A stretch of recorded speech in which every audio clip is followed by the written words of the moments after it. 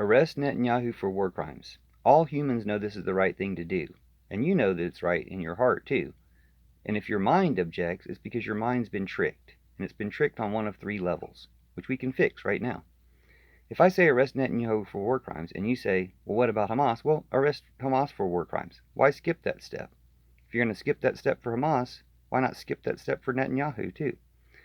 Well, there's three main genocide gang groups that are supporting this genocide for three main reasons.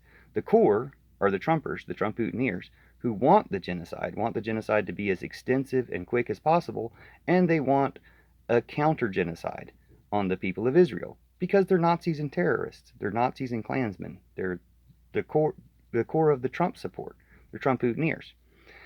That's been this white supremacist goal for a long time, and now they use other people, off-brand white supremacists, to do their bidding for them. And Netanyahu's fallen for that, and he's a dupe of Putin and Trump, and he's evil. He's gone genocidal and evil according to their plan, and it's what they want. So if you don't want to be like that, if you don't want the genocide of anybody, including a counter-genocide, if you don't want genocide, then don't support Netanyahu.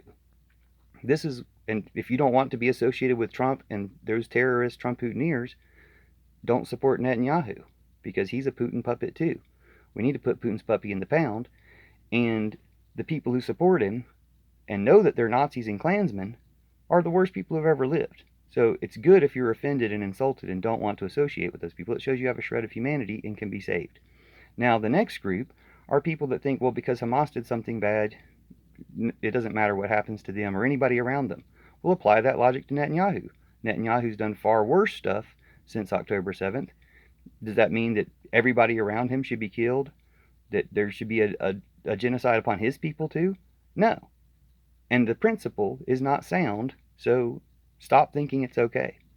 The third tier is people who just think nothing bad ever happens to people at the top and expect everything to happen to people at the bottom, even people who aren't guilty of anything. Well, we need to reverse that acceptance of the justice system and maybe insist, hey, nobody at the bottom should go to jail or have any type of consequences until we get rid of the people at the top. Because they're the ones making it all worse for everybody else, causing the conditions where people end up doing bad things in the first place. If we just stop the tyrants, and tyrants and terrorists are always stopped by trials or termination, do the polite and kind